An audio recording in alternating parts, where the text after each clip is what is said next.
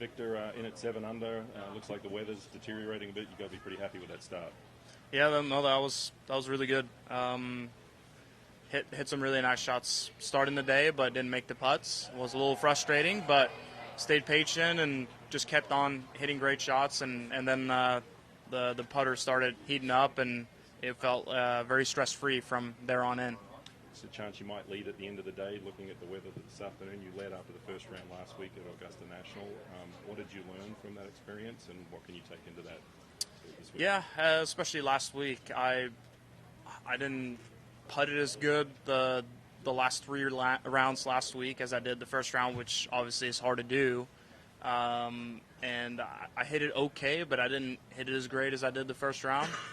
But I took a big lesson from not short-siding myself as much last week, because out there on that golf course on some of those pins, I got a little too greedy and I missed it in the wrong spots, and I just can't allow myself to do that. So this week I'm just trying to play a bit more, not conservatively, but making sure that I hit more greens, center the greens, and can kind of lean on my putter. And if I do miss a green, I feel like my short game's in a good spot where I can make it up and down.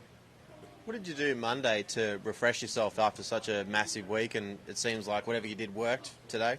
Yeah, I drove from Augusta to here Sunday night, and my mom was headed back home on Monday morning, so I drove her to the airport, drove back, and then just got some lunch, and then I was pretty bored, and I was actually feeling fine, so I went out and played the back 9 out here kind of before it got dark. So it was, pretty peaceful.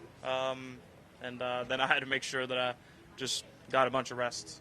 So basically an Uber driver, and then you snuck in 9 holes Monday afternoon. Pretty much, yeah. Yeah. Victor, I heard you say earlier that when you were here in 2020, you shot 64 in the opening round. What is it about this course that you're able to take to it pretty quickly without having a lot of experience on it? Yeah, I think it's cliche to say, but it's all right there in front of you. I'm a big fan of Pete Dye golf courses. I think they're just awesome. And tree line golf courses, it's pretty narrow, so I can kind of hit that drive where I tee down, grip it down a little bit, and just hit like a low bullet. And it's hard for me to hit a disaster shot with that shot.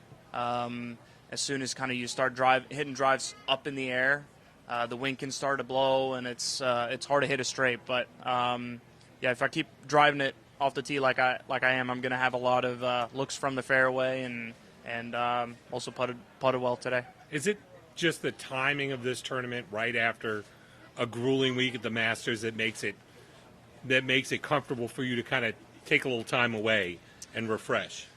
Yeah, I mean, that's one of the reasons why I haven't come back here very much, even though I do love the spot.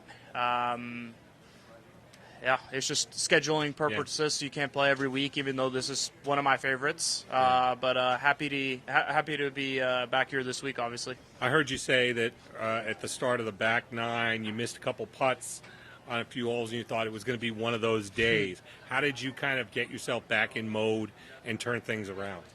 Yeah, I mean, just kept telling myself I'm hitting good putts, and instead of, freaking out or questioning all the reads that you make, that's not going to fix anything. So I just kind of kept trusting the process and kind of cleared my head a little bit. So when I'm standing over the ball, the only thing that I'm thinking about is just speed.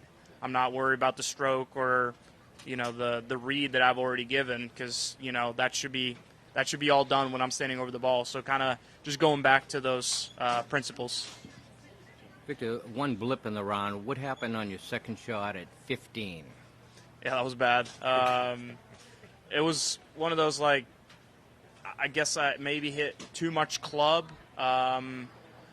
Should have maybe hit a 7-iron and just hit it right, play a little bit more conservatively. I tried to hit the 6, and then I had to go a little bit more left because it runs out of room on the right.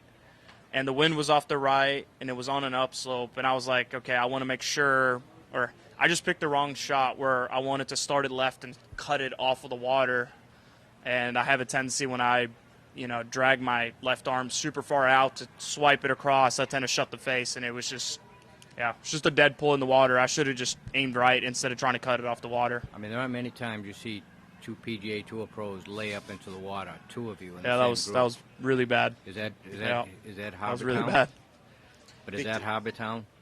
What's that? Is that Harbor Town that just you have to hit these different shots? Yeah, I mean those shots would have been pretty bad everywhere else, but yeah, I mean it's just that type of golf course. You got to be precise, and there's some places you just cannot miss, and you just you can't like force the ball out there. You have to step up and hit the shots, and yeah, missed it on the wrong spot there.